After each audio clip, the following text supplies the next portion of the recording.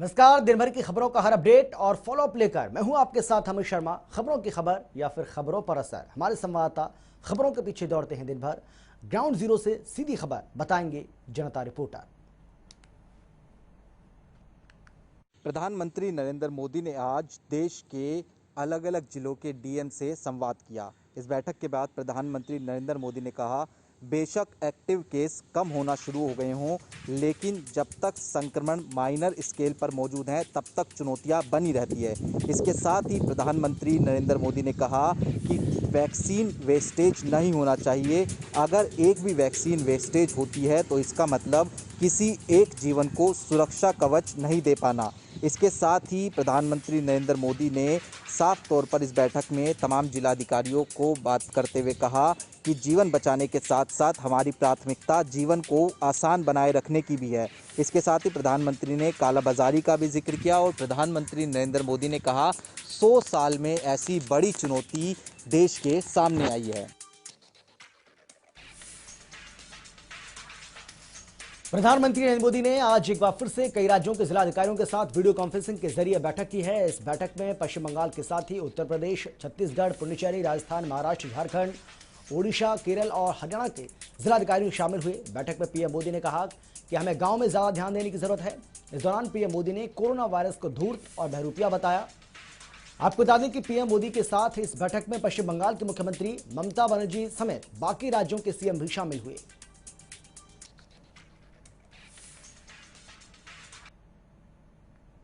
करने के लिए एक बार पीएम मोदी ने फिर से 10 राज्यों के 54 जिला अधिकारियों से बातचीत की।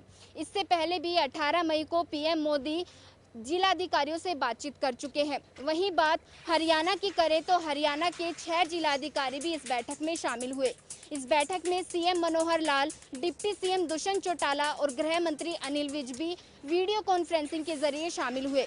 वहीं इस बैठक के दौरान पीएम मोदी ने एक बार फिर से दोहराया कि सबसे ज्यादा गांव पर ध्यान देने की जरूरत है और किसी भी हाल में गांव में संक्रमण फैलने से रोकना है। और जिला अधिकारियों के सामने बहुत सी चुनौतियां हैं और इन्हीं चुनौतियों का उपाय भी उसी तरह करना चाहिए। कोरोना की दूसरी लहर थमने का नाम नहीं ले रही है। देश भर के अलग अलग हिस्सों में संक्रमण पहले से ही हम देख रहे हैं किस तरीके से रफ्तार पकड़ा हुआ था। हालांकि अभी मामले कम जरूर हुए हैं, लेकिन वैक्सीनेशन को लेकर राज्यों के सामने एक बड़ी चुनौती खड़ी है। इस संकट से निपटने के लिए पीएम लगातार राज्यों का जायजा ले रहे हैं। एक बार फिर से 10 राज्यों के 54 जिला अधिकारियों से बातचीत की है। आपको बता दें कि इससे पहले भी पीएम मोदी 18 मई को जिला अधिकारियों से बातचीत कर चुके हैं। इस बैठक में हरियाणा के 6 जिलों के जिला अधिकारी मौजूद रहे। बैठक के दौरान सीएम मनोहर लाल, स्वास्थ्य मंत्री अनिल विज और डिप्टी सीएम दुष्यंत चौटाला भी वीडियो कॉन्फ्रेंसिंग के जरिए शामिल हुए। पीएम मोदी ने फिर से दोहराया कि प्रशासन को गांव पर सबसे ज्यादा ध्यान देने की जरूरत है। साथ ही प्रधानमंत्री ने कोरोना की दवाइयों और उपकरणों की कालाबाजारी पर नकेल कसने पर भी जोर दिया है।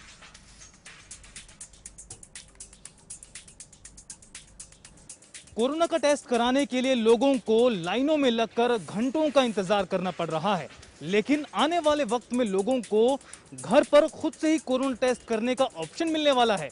दरअसल आईसीएमआर ने एक कोविड टेस्ट किट को मंजूरी दी है, जिसके जरिए हम घर पर खुद से ही 15 मिनट के अंदर कोरोना का टेस्ट कर सकेंगे और रिजल्ट भी मिल सकेगा।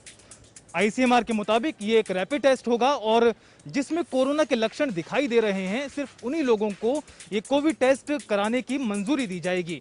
दरअसल जिन लोगों में कोरोना के लक्षण दिखाई नहीं देंगे, उन लोगों के लिए ये किट फायदेमंद बिल्कुल भी नहीं होगी।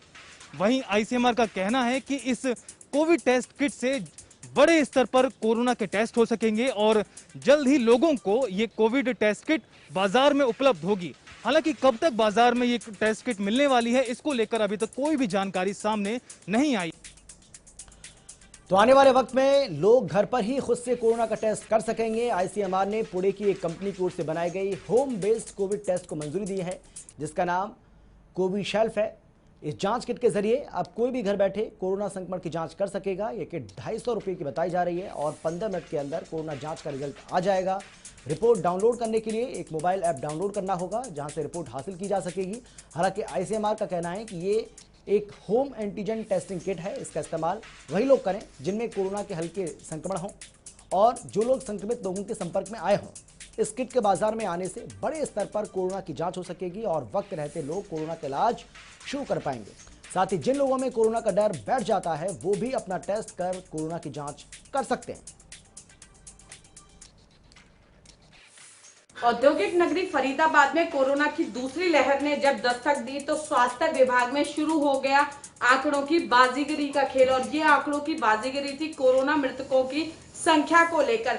नगर निगम के आंकड़े कुछ और बयां कर रहे हैं मृतकों की संख्या को लेकर, जबकि स्वास्थ्य विभाग के आंकड़े कुछ और बयां कर रहे हैं, जिससे शहर के लोगों में भी असमंजस की स्थिति बनी हुई है।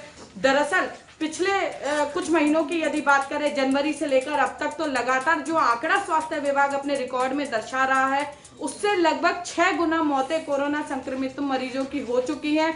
जो दाह संस्कार करने वाले नगर निगम के सफाई कर्मचारी हैं वे इस बात को पुख्ता करते हैं, क्योंकि वो ग्राउंड जीरो पर काम कर रहे हैं। फरीदाबाद में कोरोना के बढ़ते आंकड़ों पर ब्रेक लगना शुरू हो चुका है। साथ ही जिले का रिकवरी रेट भी सुधर रहा है, लेकिन सुधरते रिकवरी रेट के बीच बड़ी चिंता का विषय यह है कि जिले में मरने वालों का आंकड़ा कम नहीं हो रहा है।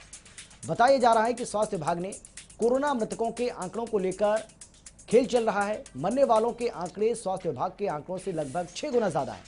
हमारी टीम ने शमशान घाट पर दाह संस्कार करने वाले नगर निगम के कर्मचारियों से बातचीत की है, जिन्होंने इस बात का खुलासा किया। महामारी आतंक के बीच ब्लैक फंगस ने भी भारत में अब अपनी दस्तक दे दी है।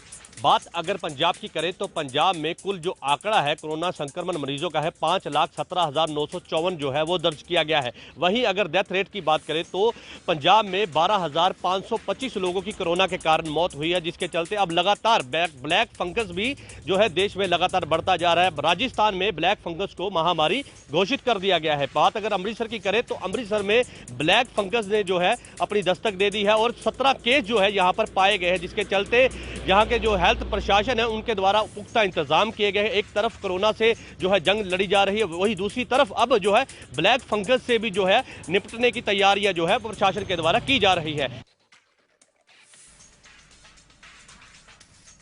चिंता की बात यह है कि पंजाब में भी ब्लैक फंगस ने दस्तक दे दी है। लुधियाना में 12 से ज्यादा लोग ब्लैक फंगस की चपेट में आ चुके हैं। इसमें ज्यादातर पीड़ितों का इलाज चल रहा है। वहीं 5 मरीज ऐसे हैं जिनके दिमाग तक फंगस पहुंच चुकी है। पंजाब में कोरोना को हरा चुके मरीजों को ब्लैक फंगस अपना शिकार बना रहा है। माना जा रहा है कि कोविड-19 के गंभीर मरीजों के इलाज में जीवन रक्षक के तौर पर उपयोग किए जा रहे स्टेरॉयड की वजह से इस इन्फेक्शन की शुरुआत हो रही है। ये स्टेरॉयड फेफड़ों की सूजन को कम करता है, लेकिन इससे इम्यूनिटी भी कम हो रही है। पंजाब सरकार ब्लैक फंगस के मामलों को लेकर बेहद सतर्क और सजग हो गई है।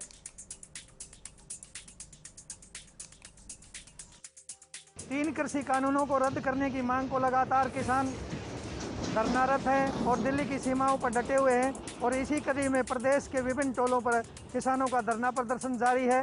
हिसार में भी मुख्यमंत्री मनोहर लाल का विरोध किया गया है और सत्तारूढ़ दल के नेता जहां भी पहुंचते हैं वहीं पर किसान पहुंचकर उनका विरोध करते हैं।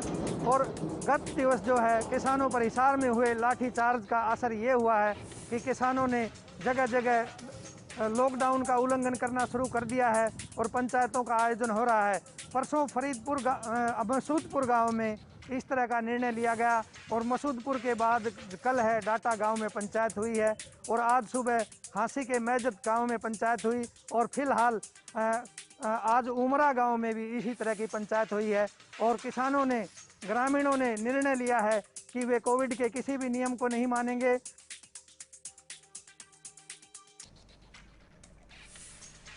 हिसार के गांव में कोविड नियमों को ग्रामीण फर्जी बता रहे हैं। बुधवार को रोगी खाप के चबूतरे पर गांव डाटा की 36 बिरादरी की पंचायत का आयोजन किया गया। पंचायत में फैसला लिया गया कि आज से कोई भी बिजली कर्मचारी और पुलिस प्रशासन के कर्मचारियों को गांव के अंदर नहीं घुसने देगा। वहीं पंचायत के बाद ग्रामीणों ने स्वास्थ्य विभाग की ओर से गांव में बनाए गए आइसोलेशन सेंटर को भी उठवा दिया। ग्रामीणों का कहना है कि ये केवल लूट के लिए बनाया गया था, जबकि कोविड आइसोलेशन सेंटर के अंदर किसी प्रकार की कोई सुविधा नहीं थी। पंचायत में हिसार पुलिस की ओर से आंदोलनकारियों पर किए गए लाठीचार्ज की निंदा की गई और पुलिस के लाठीचार्ज के विरोध में गांव में असहयोग आंदोलन चलाने का फैसला भी लिया गया।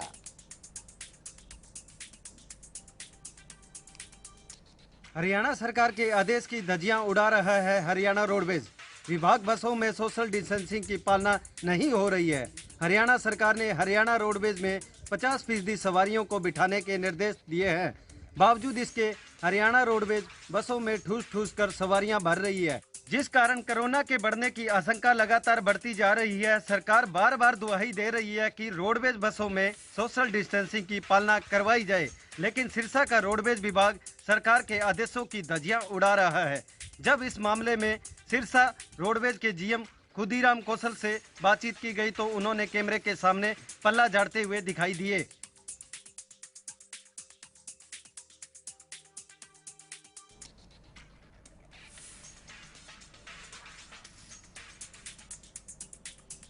हरियाणा रोडवेज की बस में कोविड-19 के नियमों की जमकर धज्जियां उड़ाई जा रही हैं। जहां हरियाणा रोडवेज की बस में सवारियों में सोशल डिस्टेंसिंग नाम की कोई चीज नहीं है। दरअसल हरियाणा रोडवेज की फतेहाबाद डिपो की बस सिरसा से हिसार के लिए जा रही थी। दिन के पास एकाएक रोडवेज की बस में सवारियों का हुजूम उमड़ पड़ा। हालांकि कोविड-19 के तहत सरकार ने हरियाणा रोडवेज और प्राइवेट बसों में 50% सवारियों को ही बैठाने के आदेश जारी किए हैं। ऐसा नहीं है कि हरियाणा रोडवेज के अधिकारियों और कर्मचारियों को सरकार के आदेश के बारे में कोई जानकारी नहीं है, लेकिन ज़्यादा से ज़्यादा सवारियां उठाने के चक्कर में वो कोविड-19 के नियमों को दरकिनार करने में ज़रा भी परहेज नहीं कर रहे हैं।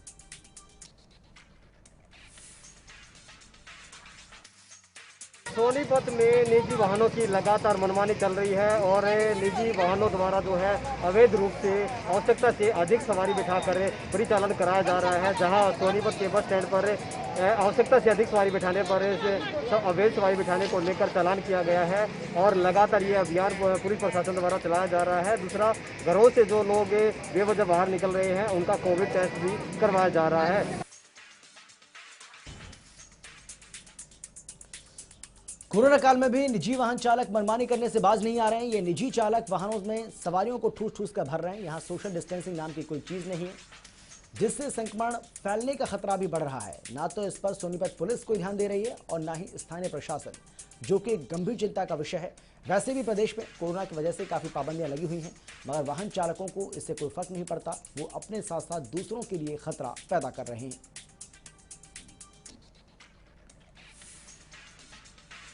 देश के दक्षिणी और पश्चिमी हिस्से में कहर बरपा चुके चक्रवात तोकते से निपटने के लिए जारी सशस्त्र सेनाओं का राहत और बचाव अभियान युद्ध स्तर पर जारी है।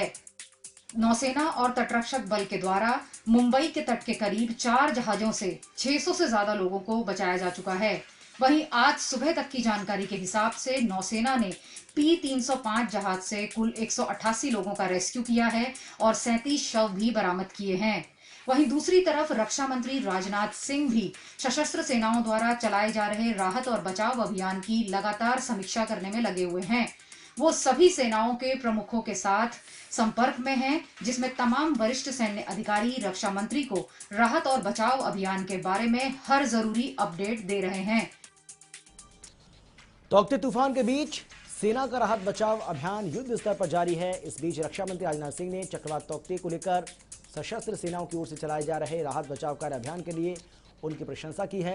रक्षा मंत्रालय ने बताया है कि राहत अभियान में नौसेना और तटरक्षक बल द्वारा समुद्र से लोगों को बचाने, चक्रवात प्रभावित राज्यों में मदद पहुंचाने के लिए सेना की ओर से अपने कॉलम रवाना करने और वायुसेना द्वारा अपने विमानों के जरिए एनडीआरएफ के कर्मियों को एक जगह से दूसरी जगह पर बड़े पैमाने पर पहुंचाया गया है। रक्षा मंत्री इस राहत अभियान को लेकर सशस्त्र सेनाओं के प्रमुखों के साथ लगातार संपर्क में बने हुए हैं।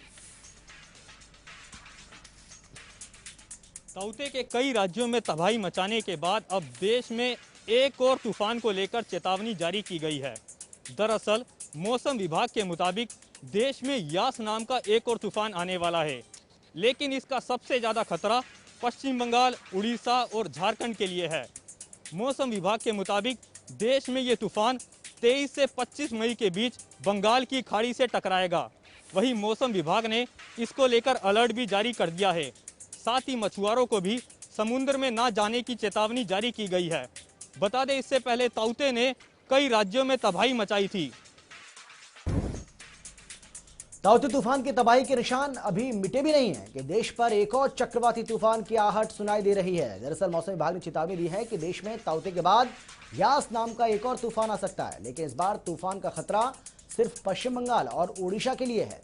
मौसम विभाग ने बताया है कि तूफान यास 25 से 26 मई को बंगाल की खाड़ी से टकराने जा रहा है। इस दौरान कई इलाकों में धीमी बारिश का अनुमान भी है। साथ ही तूफान के खतरे को देखते हुए मछुआरों को भी चेतावनी जारी कर दी गई है। तमाम मछुआरों से समुद्र में न जाने और किनारे पर रहने के लिए कहा जा रहा है। वहीं आपको जानकारी के लिए बता दें कि तूफान का नाम यास ओमान ने रखा है। हत्या को मामले को लेकर अब दिल्ली पुलिस जगह जगह छापेमारी कर रही है। आपको बता दें सुशील पहलवान का इसमें नाम आया था और उसके बाद 302 के तहत मामला दर्ज किया गया था। दिल्ली, हरियाणा, हिमाचल, राजस्थान और उत्तर प्रदेश सहित कई राज्यों में सुशील पहलवान को पकड़ने के लिए छापेमारी की जा रही है, लेकिन सुशील पहलवान अभी तक दिल्ली पुलिस के हाथ नहीं चढ़े हैं। सूत्रों की माने तो सुशील पहलवान 1 या 2 दिन में कोर्ट को सरेंडर कर सकता है, लेकिन दिल्ली पुलिस का दावा है कि वो उसे जल्द गिरफ्तार कर जेल भेजेगी ताकि वो कोर्ट से उसे जमानत ना मिल पाए। पहलवान सागर राणा की हत्या के मामले में ओलंपियन सुशील कुमार अभी भी फरार चल रहा है। दिल्ली पुलिस को अभी भी उसकी तलाश है। कहा जा रहा है कि सुशील सरेंडर कर सकता है। हालांकि दिल्ली पुलिस का दावा है कि सुशील बहुत जल्द उसकी गिरफ्त में होगा। हालांकि अब तक पुलिस सुशील कुमार को गिरफ्तार नहीं कर पाई है। आपको बता दें कि बीते दिनों छत्तीसगढ़ स्टेडियम में 2 गुटों में झगड़ा हुआ था, जिसमें 23 साल के पहलवान सागर राणा की मौत हो गई थी, जिसका आरोप सुशील पर है। हत्या के बाद सुशील कुमार फरार चल रहा है, जिसकी पुलिस को सरगर्मी से तलाश है। सोनीपत के सागर पहलवान हत्याकांड को लेकर परिवार के लोगों ने आरोप लगाया है कि सुशील कुमार की गिरफ्तारी को लेकर राजनीतिक दबाव जो है वो देखा जा रहा है, क्योंकि लंबा समय हो गया है और अभी तक सुशील कुमार जो है दिल्ली पुलिस की गिरफ्त से बाहर है। हालांकि दिल्ली पुलिस ने 1 लाख रुपए का इनाम जरूर रखा हुआ है, लेकिन अभी उसके परिवार के लोगों ने सीधे तौर पर यही कहा है कि सुशील कुमार को फांसी की सजा हो और इसमें संलिप्त जो लोग सुशील कुमार को शरण दिए हुए हैं उनके खिलाफ भी कठोर से कठोर कार्रवाई हो।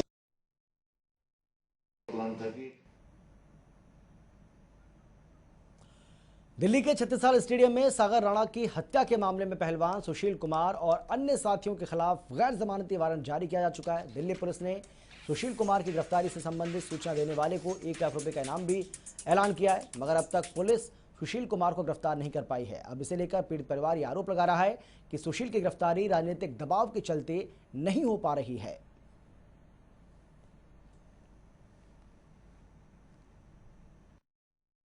लॉकडाउन में जहां हर कोई अपने घरों में कैद है, वहीं हसनपुर थाना क्षेत्र के अंतर्गत 4 युवकों ने एक 10वीं कक्षा की छात्रा का अपहरण कर उसके साथ गैंगरेप किया। हालांकि पुलिस ने चारों आरोपियों के खिलाफ पीड़िता की शिकायत पर अपहरण व गैंगरेप का मामला दर्ज कर लिया है, लेकिन अभी तक आरोपी पुलिस की गिरफ्त से बाहर है। अब देखना यह है कि पुलिस इन आरोपियों को कब तक गिरफ्तार कर पाती है। पलवल के गांव में रात के समय घर के बाहर से 10वीं कक्षा की नाबालिग छात्रा का 2 युवकों ने अपहरण कर नशीला पेय पदार्थ पिला दिया। छात्रा जब बेहोश हो गई तो चारों युवकों ने उसके साथ गैंगरेप किया। गैंगरेप की बात किसी को बताने पर चारों युवक छात्रा को जान से मारने की धमकी देकर मौके से फरार हो गए। महिला थाना पुलिस ने पीड़ित छात्रा की शिकायत पर चारों नामजद आरोपियों के खिलाफ मामला दर्ज कर लिया है। मामले की जांच भी शुरू कर दी है, लेकिन फिलहाल पुलिस गिरफ्त से बाहर है आरोपी। तो वहीं पुलिस का कहना है कि जल्द ही आरोपियों को सलाखों के पीछे भेजा जाएगा। साथ एक युवक गिरफ्तार। एंटी नारकोटिक सेल की टीम ने 150 ग्राम स्मैक के साथ एक युवक को गिरफ्तार किया है। टीम ने गुप्त सूचना के आधार पर छापेमारी करते हुए पश्चिमी यमुना नहर के पास से एक युवक को गिरफ्तार किया, जिसकी पहचान जावेद के रूप में हुई और जावेद पानीपत का रहने वाला है। यमुनानगर में रहकर ये उत्तर प्रदेश से स्मैक लाता था और यमुनानगर में युवाओं को सप्लाई करता था। वहीं अब एंटी नारकोटिक सेल की टीम इसे कोर्ट में पेश कर पुलिस रिमांड पर लेगी। वहीं टीम को उम्मीद है कि इससे बड़े खुलासे होंगे। साथ ही टीम ने ये भी जानकारी दी कि यही युवक जो है फरवरी माह में भी 12 ग्राम स्मैक के साथ पकड़ा गया था, लेकिन जमानत पे आने के बाद फिर से इसने यही गोरखधंधा शुरू कर दिया और एक बार फिर ये एंटी नारकोटिक सेल की टीम के हत्थे चढ़ गया। यमुनानगर में लाखों की स्मैक के साथ एक तस्कर को गिरफ्तार किया गया है। एंटी नारकोटिक सेल ने 150 ग्राम स्मैक के साथ जावेद नाम के एक युवक को पश्चिमी यमुना नहर के पास से गिरफ्तार किया है। पकड़ा गया तस्कर पानीपत का रहने वाला है, जो यमुनानगर में अपने रिश्तेदार के घर रहता था। जावेद उत्तर प्रदेश से स्मैक लाकर जिले में युवाओं को बेचता था। इससे पहले भी इसी साल फरवरी महीने में जावेद को एंटी नारकोटिक सेल की टीम ने 12 ग्राम स्मैक के साथ गिरफ्तार किया था। वहीं टीम अब पकड़े गए युवक को कोर्ट में पेश कर पुलिस रिमांड पर लेगी ताकि इस पूरे नेटवर्क का खुलासा हो सके।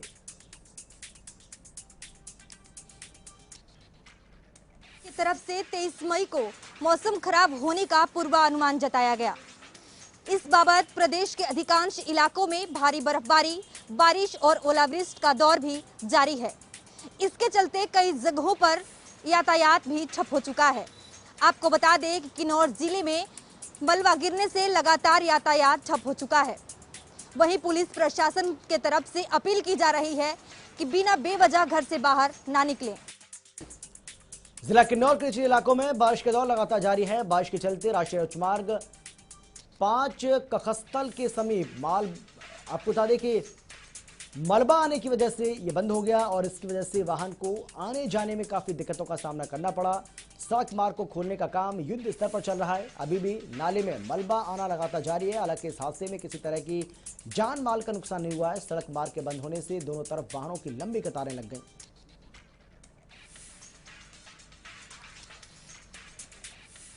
हुए हरियाणा सरकार ने एक बार फिर 17 तारीख को पूरे प्रदेश में लॉकडाउन लगाने का निर्णय लिया, जिसका उन्होंने नाम दिया सुरक्षित हरियाणा, जिसके तहत पहले के मुकाबले थोड़ी ज़्यादा छूट दी गई, जिसका लोग सड़कों पर नाजायज फायदा उठाते हुए नजर आ रहे हैं। अगर बात करें पिछले लॉकडाउन की, तो जो नज़ारे पहले देखे जाते थे कि भाई पुलिस कोरोना की खतरनाक दूसरी लहर के बीच बल्लभगढ़ में लोग लापरवाही बरत रहे हैं। दरअसल बल्लभगढ़ में लोग अभी भी सुधरने का नाम नहीं ले रहे हैं। जब बसों में सरकारी आदेशों की धज्जियां उड़ाई जा रही हैं, दरअसल लोग सोशल डिस्टेंसिंग का पालन नहीं कर रहे। ऐसे में इन लोगों की लापरवाही दूसरों की जिंदगी पर भारी पड़ सकती है। कोरोना गाइडलाइंस का पालन न करना खुद के साथ साथ संपर्क में आए लोगों के लिए भी जानलेवा साबित हो सकता है। तो इसी के साथ इस बुलेटिन में फिलहाल इतना ही। छोटे से ब्रेक के बाद फौरन लौटेंगे। आप देखते रहिए जनता टीवी।